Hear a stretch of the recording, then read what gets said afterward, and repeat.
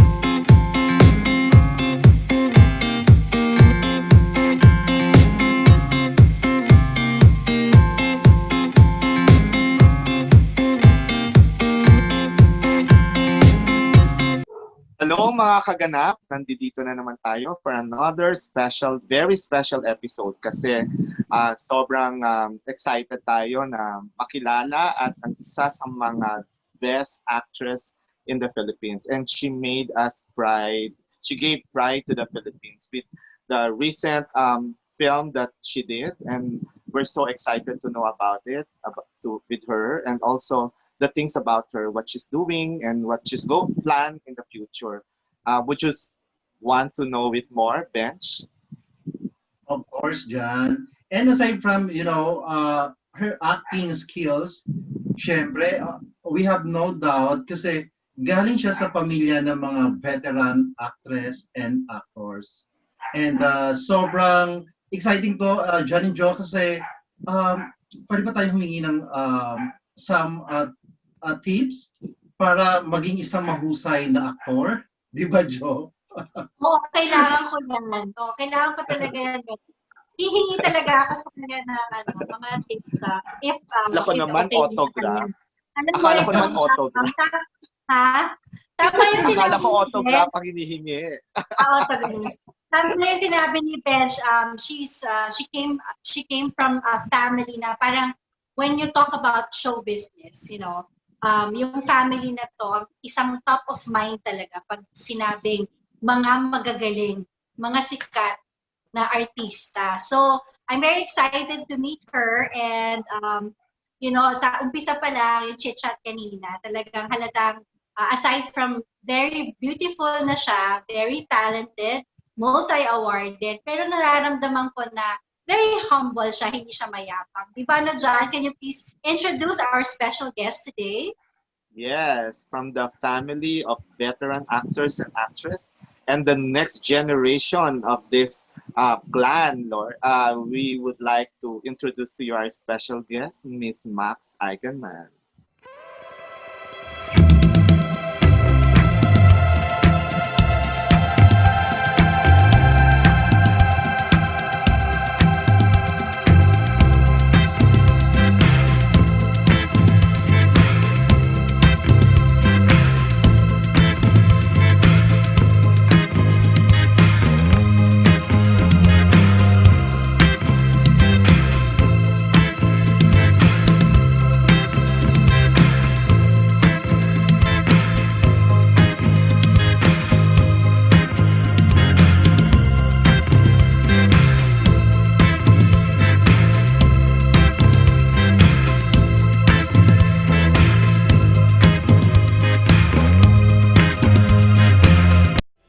The APSA for Best Performance by an Actress goes to Max Eigenmann for verdict.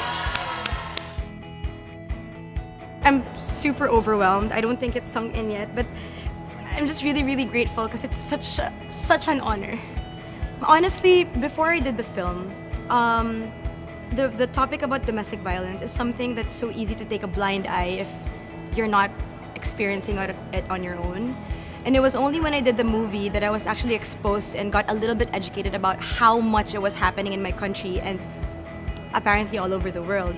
And I'm just really glad that films like this, which is not really something easy to watch, or it's not really something that people will go out of their way to watch because of the subject matter, but now that it was showcased at APSA and after this, I think that it's gonna give way and it's gonna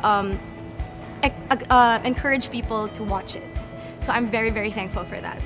It was the first time I heard about APSA this time, and my experience. And everybody is just so nice here. It's something that I don't experience everywhere else that I travel in the world, and it's just great.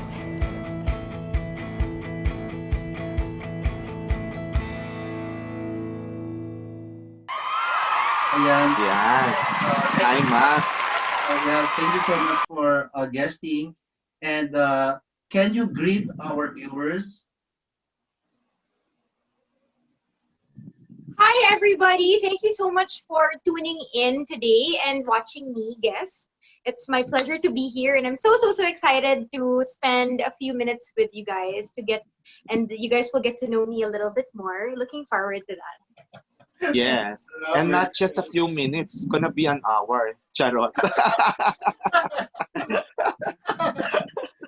Bigyan nga nun, left Ayan. the group. Okay, Max, from your recent award, things that happened to you, like you just won an International Best Actress Award.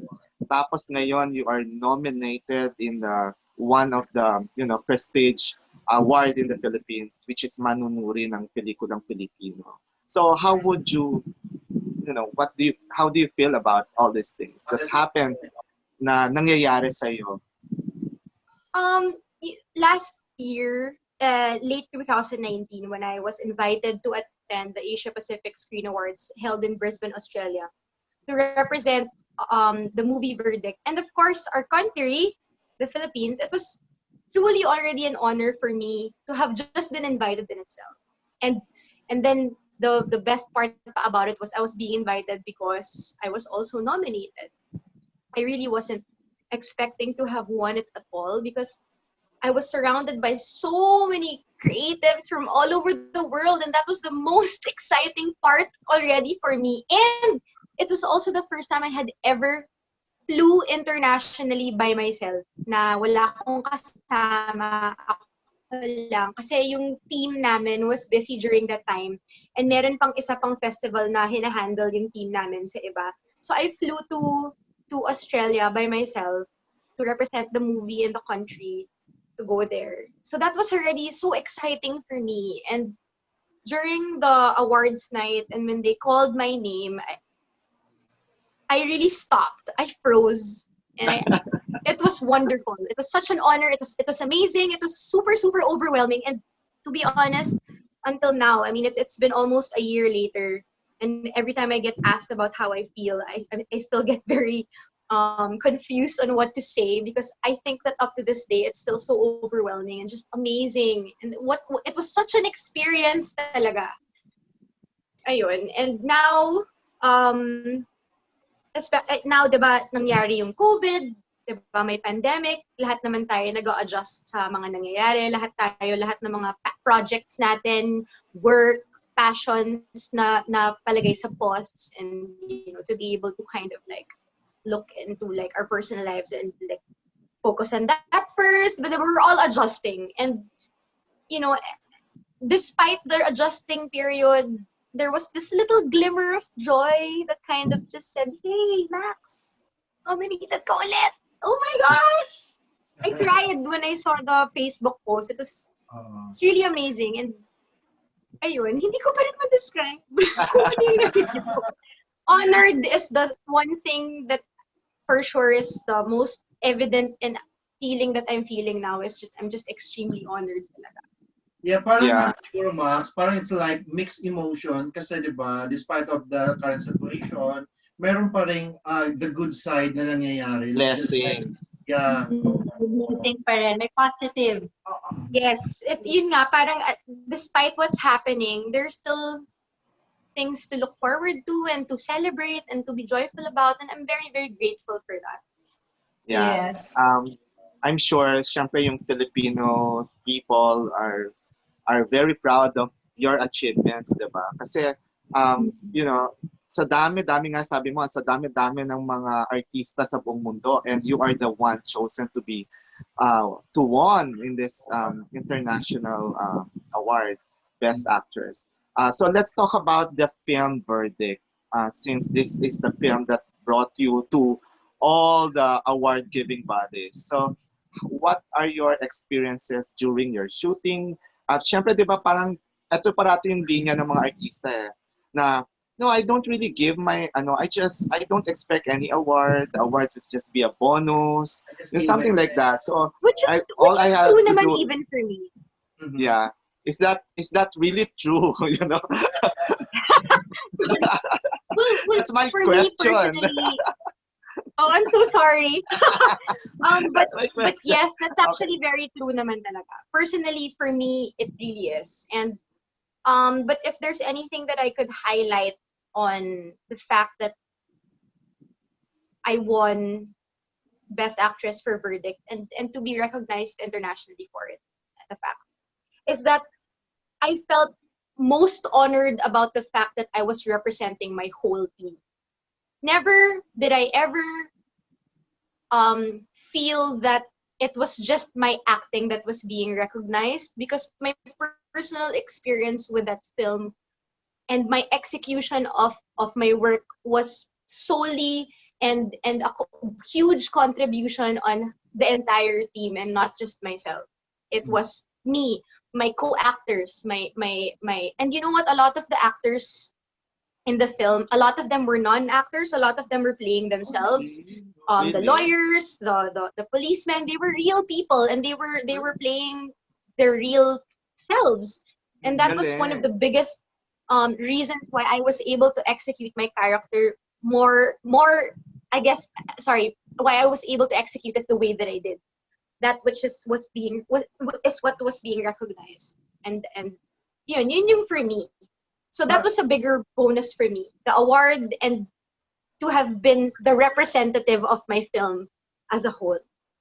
Curious lang ako, Max, kasi sabi mo, these are real people. Di ba parang, if they're real people and they're not actors and actresses, parang it's so hard to motivate them, you know? But since, Kumbaga parang parang nahirapan I sila. can't imagine how they react and how you respond to their acting. Kasi di ba kung natural lang to, so yung acting mo natural din, parang ganyan. Mhm. Actually, kasi I don't know if you guys are familiar with, well, I will share na lang with you my experience when I worked with the production of Brillante Mendoza and my director, Raymond Ribay Gutierrez. Before I got the part, I mean, when I got the part, they explained to me the story of my character, but I did not read the script. And that's part of the magic of the production of Brillante Mhm. Mendoza, Center Stage Productions, and the magic of my director, Raymond Ribay Gutierrez. Nothing was overly rehearsed.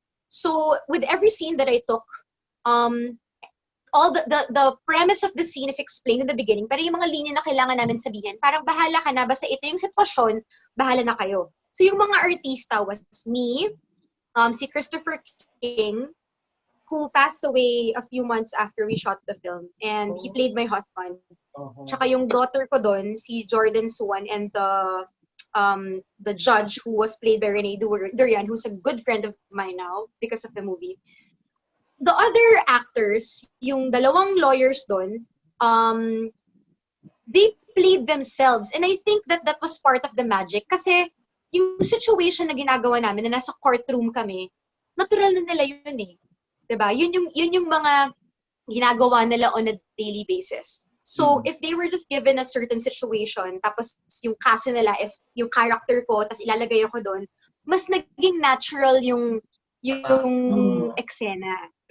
And with them personally, hindi ko alam kung nahirapan sila personally, kasi at the end of the day, acting pa rin, kasi hindi naman totoong courthouse yun. Pero I think that because it's those lines that they would say or something that they would say daily, it really added to the authenticity of the scenes, and that truly helped me also as an actor. Right. Mm-hmm. Yun nga yung naisip ko, Max, when you were talking about it. Parang sabi ko, feeling ko napaka-authentic. Kasi nga, they play themselves di ba? So, natural, even the lines, even yung mga words na ginagamit nila would really be more natural and authentic. Kasi minsan, hindi naman sa di ba, pag may script or pag may dinidikta sa'yo kung anong sasabihin mo, tapos hindi mo naman talaga alam sabihin yon. Di ba parang napipilipit yung dila mo or something? Yes, mismo. Diba? Kahit ako, even me.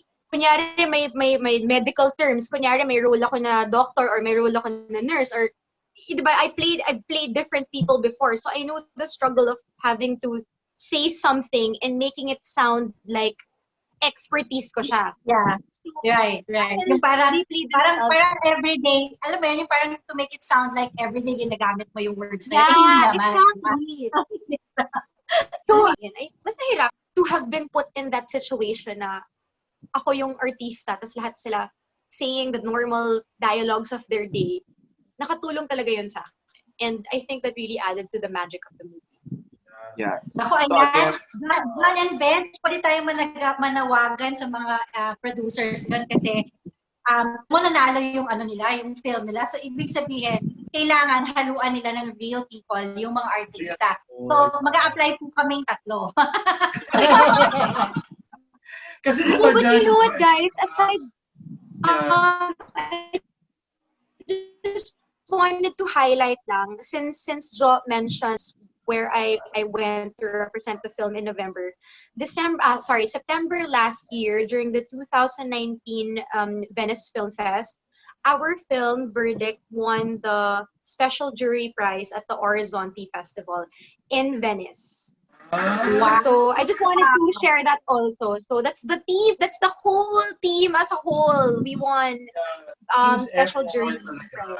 Oo. Nakaka-proud. Sobrang nakaka-proud yan, di ba? Tsaka, ang tingin ko yung how Max Super says it, talaga. parang talagang, hindi lang ako yung nanalo, panalo yung buong film namin. Parang ganun talaga yung feeling niya na, winner kami, winner lahat kami. That's how I Tsaka feel. parang I don't winner feel like buong it's just me. It's Pilipinas. lahat kami Oo. talaga eh. Oo. Kasi nobody Oo, knows ayan, what so happens behind the scenes. You have no idea how many people on the set helped me to get into a certain scene. Kunyari, I couldn't, kasi ang mga artists, me personally, I don't want to speak for everybody. I'll speak for myself. As an actor, there are times when I just can't give anymore. You know, kasi you have to be raw. You have to be, especially my movie, it was about domestic violence, so it was very heavy. And you have to be raw, you have to be open about your emotions and stuff like that. And there are days na when you're physically tired, when I'm physically tired, wala na ako mabigay. So there are scenes that nobody knows. You watch the whole thing as a whole, but to be able to execute this one particular scene, you don't know what happens behind that. And a lot of the help that I got to be able to have executed that scene, just 1 or 2 or 3, had everything to do with everybody around me. My DOP, my audio guy, even the utility guy. And I'm like, Kuya, kailangan ko ng tubig. It's not just me eh. It's really not just me. It's the whole team. Ayun, that's how I see it and how I feel about it. tapos Max, I'm sure, syempre, kumukuha sila ng mga best scene mo doon, di ba?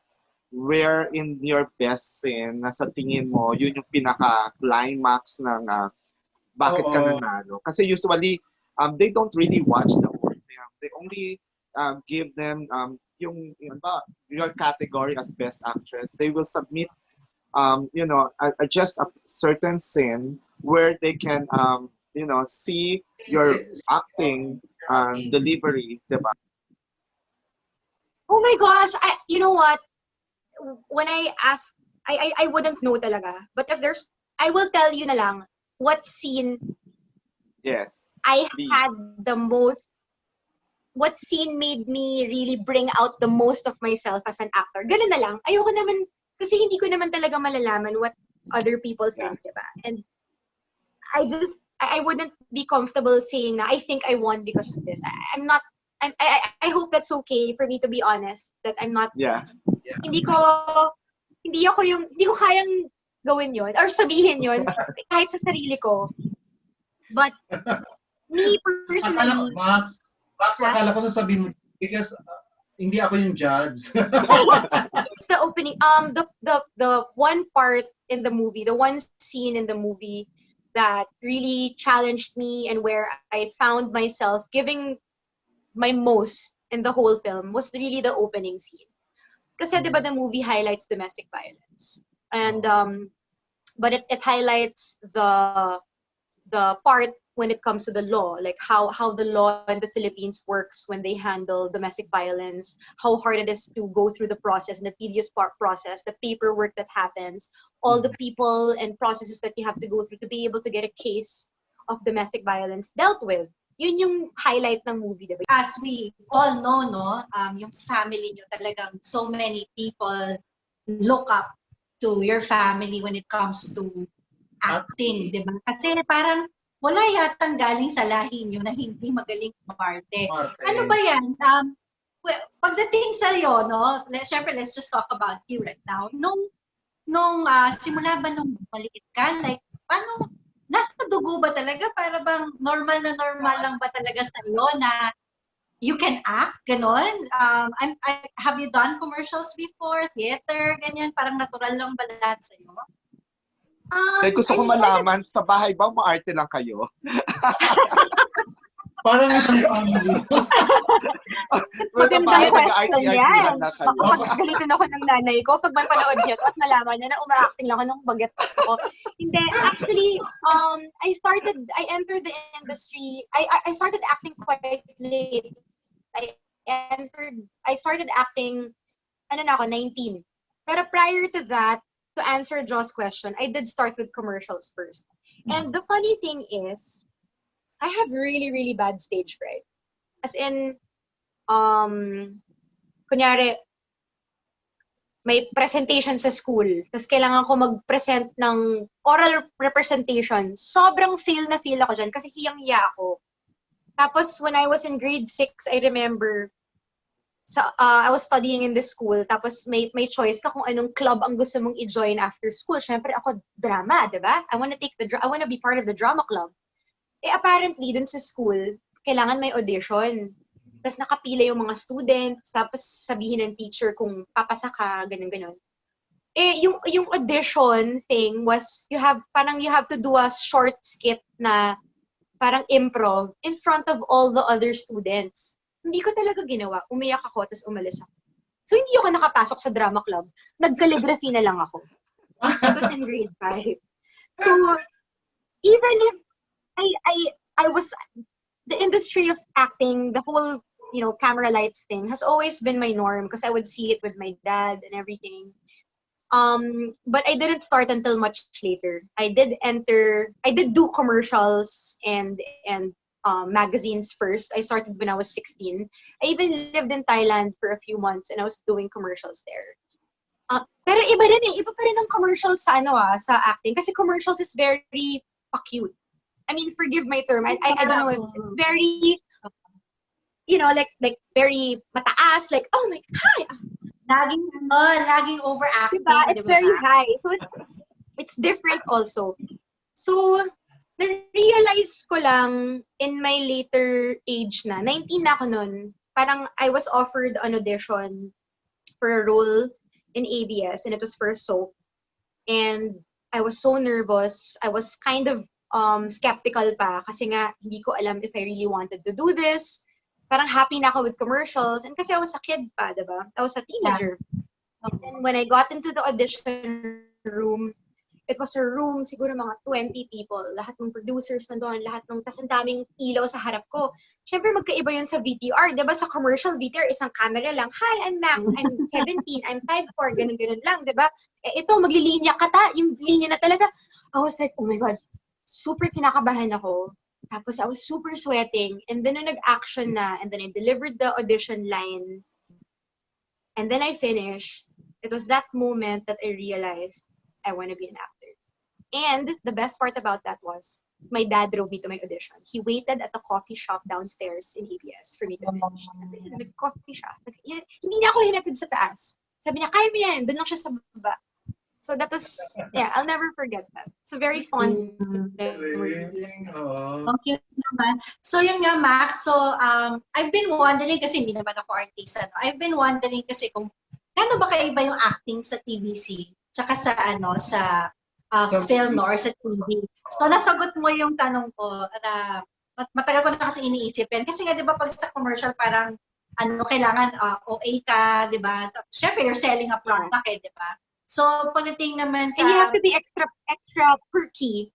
Perky, parang... Diba? You have to be perky. Ano lang ako, natuwa ako when you said na that was the moment when you realized that you want to be an actor. So, ibig sabihin, meron pala talagang gano'n, no? Parang mas pang dito ako. Even in acting, I didn't know that na may ganun pala na parang so nagti-TVC ka, tapos gumagawa ka rin ng ganito. Pero meron palang ganong times at moment na hindi, mas para dito ako. Marirealize mo na pang ganun ka pala.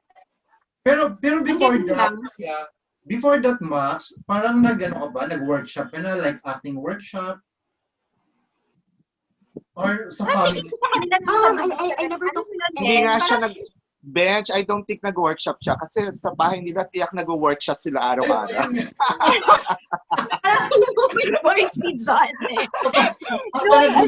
Parang kakain pa lang. Teka, I just imagine they're all actors and actresses in the house. Like, kakain lang, hoy, kumain na kayo! Ganyan. Ako kakain? Ganyan.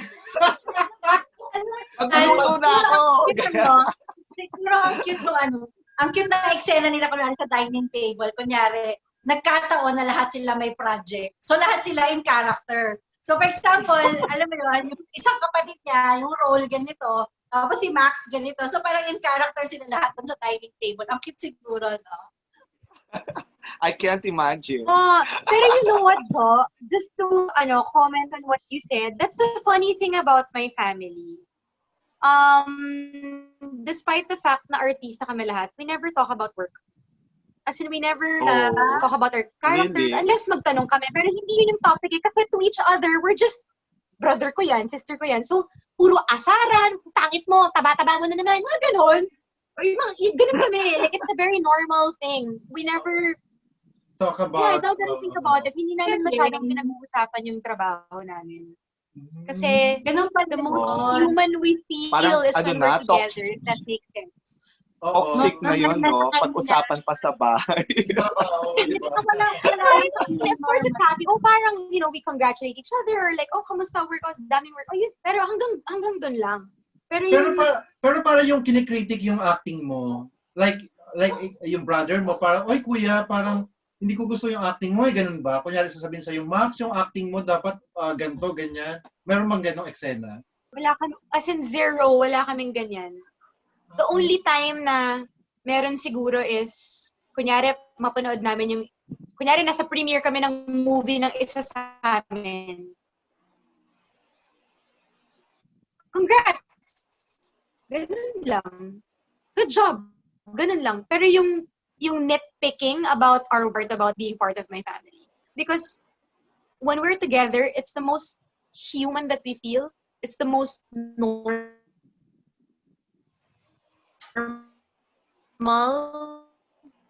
And it's the most vulnerable. Basta parang to us, we're just normal people. So we don't critique each other when it comes to our work.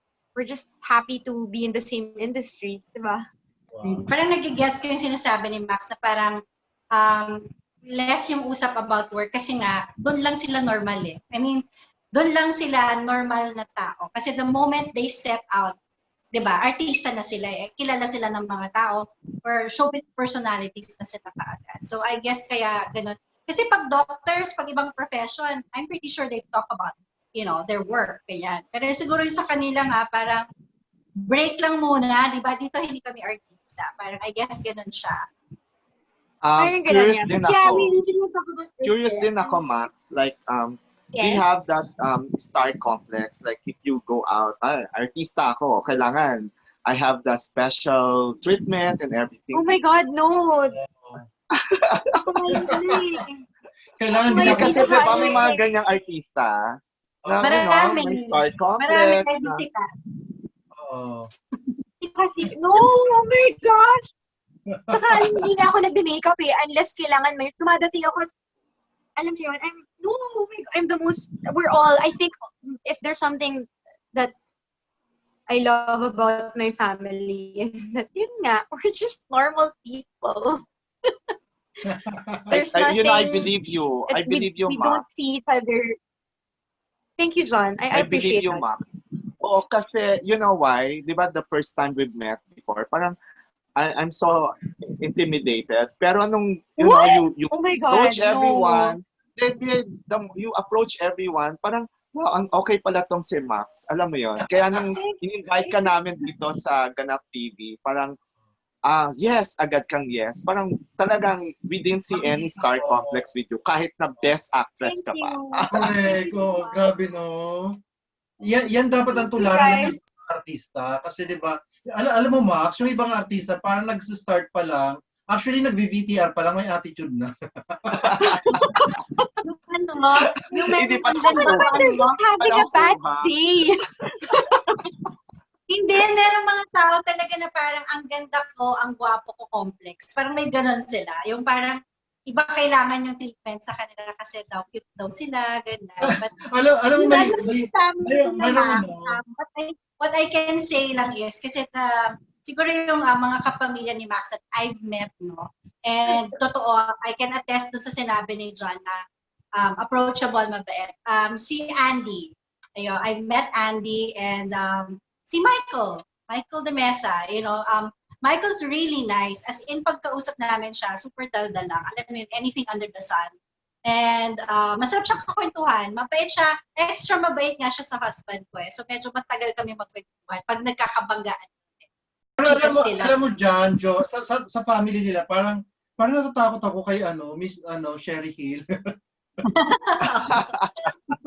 She's really, really cool. As in, she's the coolest talaga, I promise. Actually, can I just share that it's so lovely that you guys are talking to me currently about my family? Because we were just together nung Tuesday for the first time in 6 months. Na hindi naman kami kompleto. Marami pa rin kulang. Kasi nga, may mga policies ngayon na visit parang, di ba, only a number of people. Ganun. So, parang I saw my sisters, my stepmom, Tita Cherie, my brother Timmy. And it's just lovely that we're talking about this now. Wala lang. Nakakatuwa. It's warming my heart. Reunion. Slight reunion ka. Pero marami pa rin kulang ngayon kasi nga, di ba, pandemic. Tsaka meron ata sa inyo, sa family nyo kasi Max, di ba, na hindi na talaga dito sa Metro Manila nakatira.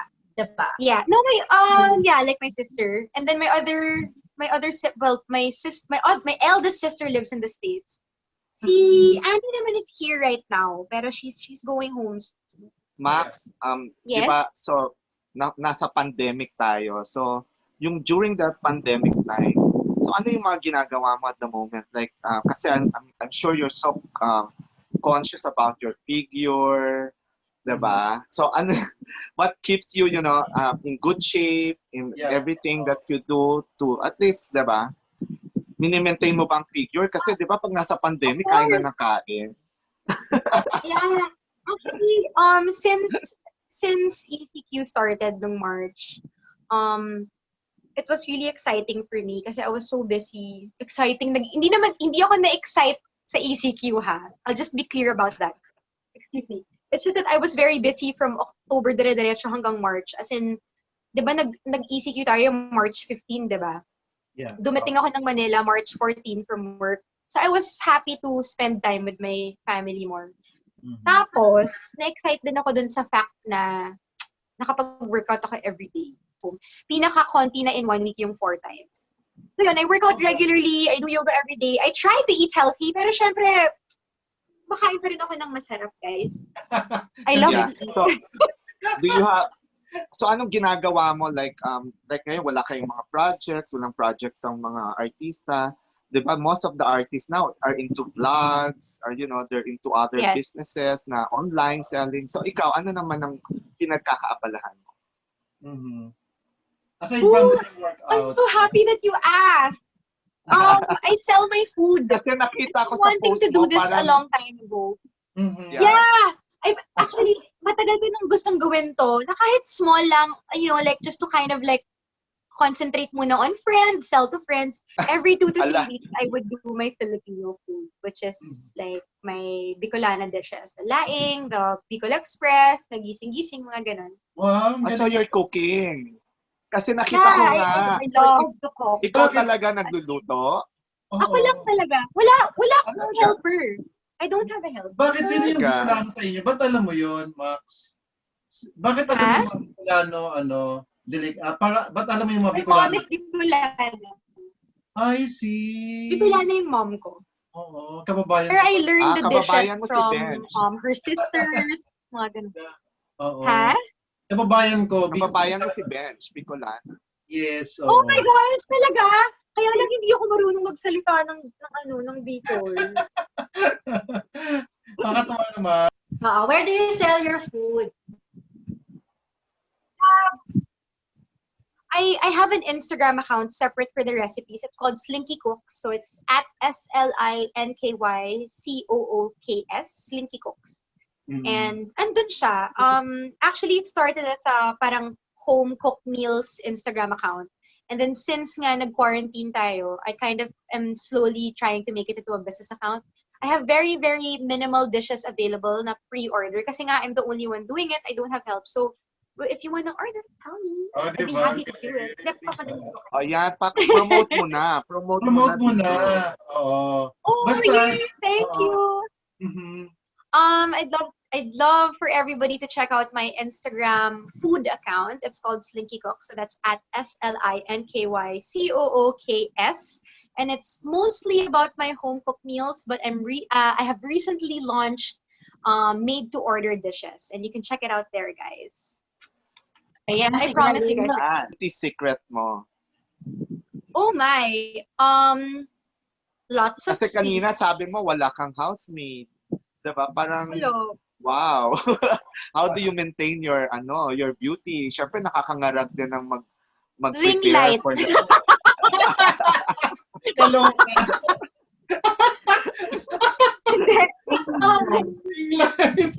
Actually, to be honest, guys, it was only in my 30s. I'm turning 33 end of the month that I discovered proper skincare. And I joined iSkin about 2 years ago. So I've been with them for about 2 years. And my skin has gotten so much better since then. And syempre, a lot of the tips that the Dermaspud would give me is to just cleanse, properly moisturize, and lots of sleep and rest. Actually, namimiss ko na nga mag-visit dun sa clinic dun sa spa kasi kailangan na, guys. Talagang Ayan, na-drawing na kita, Max. Ayun. Ay, kamukha ni kamukha ni Sherry. Na-drawing na kita, Max. Ah, diba? Kamukha ni Sherry. Oh my gosh, that's so magaling. Holy crap! Akala ko yung taking note. Ako nahulaan ko yan. Sabi ko, ay, drawing si Jan. Kasi lagi tinitingnan si Max, gantas ka ganyan. Sabi ko, ay, nagdo-drawing to. Kaya pinabayaan ko na kayo magtanong kasi pag nagtanong ako, hindi ko na madodrawing si Max. Oo, ganyan yung sabi na rin siya nag-draw. Thank you, John, so much. Papadala namin niya sa'yo. Oo. Pag nagkita tayo sa ice cream. Ayan. So ano lang siguro, Max, parang can we ask a message nila para sa ating mga viewers? Yeah. So we'll just have to ask you like your message to the viewers. Mhm. Especially right now. Oh, Yeah. Hi, everybody. Again, I'd like to thank you all for viewing my episode today for Ganap TV with Benj, Jo, and John. I would like to wish everybody to stay safe and keep healthy and stay home always. Take extra precautions. And I really, really pray that we could all, and I pray and I am confident and I have faith that we will all get through this together. Ingat ka. Thank you guys so much. I had so much fun. Kami din, sobra. As in. And then we had fun. Yan. Guys, siguro mag-promote muna tayo sa ating mga products.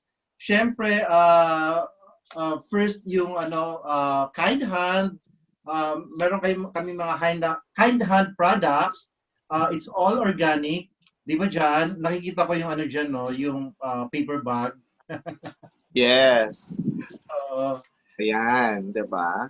Ang kanilang liquid soap, Yes. ang kanilang sabon, beautiful soap, Mhm. And, soap.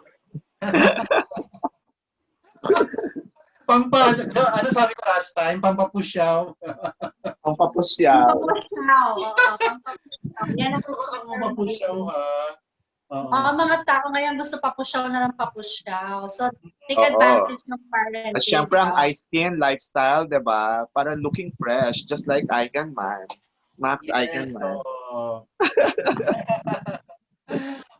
And, Ano pa? Ano pang gusto natin i-promote? Syempre, ang ating... yes, Kaya Sassy. ano ba tawag dito? And then, dyan? Disinfection spray gun. Ayan. Yes, and dyan, enjoy. Grabe, ang ganda-ganda nito ha. Bumubuga talaga ng pang-disinfection ha. Super. So, ang mga panahon ngayon, talagang hindi na enough sinis, ordinary minis. Kailangan talaga nagdi-disinfect and sanitize tayo. So, check out Trusty Fog. Mayroon silang mga iba-ibang scent. Ang favorite ko yung citronella. And then they're coming out pala, John and Bench, no? They're coming out with eucalyptus scent. Kasi merong mga studies may mga studies na show na yung eucalyptus really kills the virus. So ayan, abangan natin. Siguro meron tayong free taste. Meron tayong May free taste tayo. Siyempre, ma-promote ulit yung aking the Sexy Treat Garlic na favorite ni Bench. Ayan. Oy, bibili. Sa akin na yung isa ha, Bench. Sure. Garlic. Ayan. Hindi ako dinala ni Hindi ba kita dinalahan? Anyway, so the Sexy Treat Garlic, ayan. Meron akong testimonial kay Bench kasi kahit ano nang kinakain ni Bench ngayon, nilalagay na rin niya yung Sexy Treat Garlic. Parang pareho namin. Super talaga. Kahit steam Bench lang. Yeah, as in buong family ko na, Jo. Buong family ko. Even yung pamangkin ko, si Sky, gustong-gusto niya. Super, di ba? Bata pa yun ha, mahilig na sa maanghang.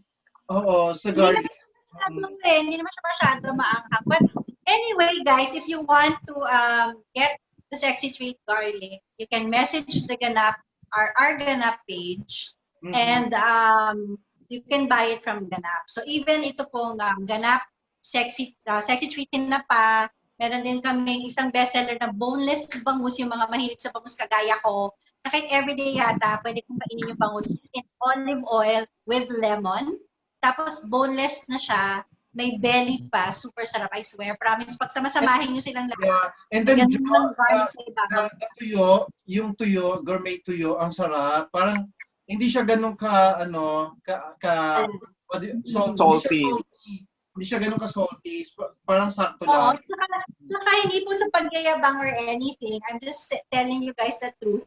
Punong-puno po yung bote. Wala pong daya. Kasi hindi naman po sa yung iba kasi, they come out cheaper. Pero pag tinignan nyo po yung net weight na tinatawag, magaan po yung kanila. Kulang po. Or puro oil lang, which is corn oil pa, not even olive oil. So medyo may daya po, kaya po mas mura. Anyway, so enough of justifying my products. Order lang po kayo sa Ganap para po talaga mapatunayan nyo sa sarili na masarap siya. Diba, no? Yeah. And also, Johnny Jo, we would like to thank Dusit Dito Residences kasi inalaw na tayo mag-photoshoot sa kanilang place. and super nice and napaka-elegant ng place nila. Ang Akala ganda, ko meron maganda na yung tayong place. Akala ko Excited na meron ako sa tayong- photoshoot. Yeah. Akala ko meron lang tayong isang unit. Pwede Oh tayo my mag-photo God, sa oh my unit God. nila. Wish. Yeah, I wish. Malay nyo, nakikinig sila. Hello po, nangangailangan po kami ng tirahan. Hindi, kailangan natin ng studio para sa ating Oo. Ganap TV. Oo. Correct. Oh, Mm. isa Yeah. pa, promote ko lang din, which is imported from Korea. It's called Germs Off. It's organic at hindi po nakakatuyo ng kamay. So ngayon talagang we are advised, if wala pong sabon at walang water, kailangan tayong mag-alcohol ng kamay. So syempre, sa dalas ba naman na nag-alcohol tayo, nagtatry na yung mga kamay natin. So check this out, it's Germs Off. Pwede nyo rin pong bilhin ito sa Ganap. Just message our Ganap page and we will give you a good price. This is being sold. Very expensive sa labas, pero may special price po ang Ganap. Ayan. Yan. Diba? Ayan. Mga tindera. Talagang promo girl. Oo, talagang sanay. Tapos mag-hello lang ako, hello lang ulit, Dr. Alvin and Dr. Gia of Cosmetics. Hello, see you soon. Nadalhan ko rin kayo ng garlic at saka yung aking fitness trainer, Coach Ice J. Salamat talaga sa patience mo. Alam ko minsan ang hirap-hirap ko i-train. Marami ang masakit na sa akin. Marami akong arte. But thank you for your patience. And guess what? Gumaan ako ulit. So, maraming salamat. Coach Ice, check niyo siya. Alam niyo kung ano yung klase ng workout niya. Tsaka yung dedication niya at tutok sa inyo. Sobrang sulit yung kanyang training fee na napakamura compared sa iba. So, hindi ko yata dapat sinabi pinakamura, coach, pero totoo naman. Ay, And coach, syempre, mag-guest si coach dito sa Ganap TV. And syempre, congratulate So, natin. coach din siya ni Marie Chris. Ay, Coach ni talaga? Marie Chris, tapos coach din siya ng marami pang beauty titles at saka yung mga lalaban, beauty candidates. Parang lapitin siya ng mga mga nagpapansin. Lapitin siya ng nagpapansin. So maybe we can get him tapos mag-share siguro siya ng mga yung yung workout niya. Di ba parang Para yung sa mga trainer beauty niya pageant, na- diba? Oo, pang beauty pageant. Tapos alam ko, yung isang artista din na sikat na nung panahon natin. Panahon talaga natin. Sikat yun eh. Alam ko siya rin ang may hawak doon, yung actor na. So, Alam ko iba kasi yung training nila, Joy, no? Pag sa beauty queen, iba yung training nila compare sa mga medyo intense na yung ang alam ko mas intense yung pinapagawa niya kay Maricruz kesa sa amin. Kasi si Maricruz kasi magko-compete pa lang, diba? So medyo may hinahabol talaga sila na figure ngayon. Thank you so much. Okay, thank you so much for watching. Thank you so much, guys. Ganap TV. Okay, dahil sa Ganap TV, kayo Kayo ang ang bida. Thank you.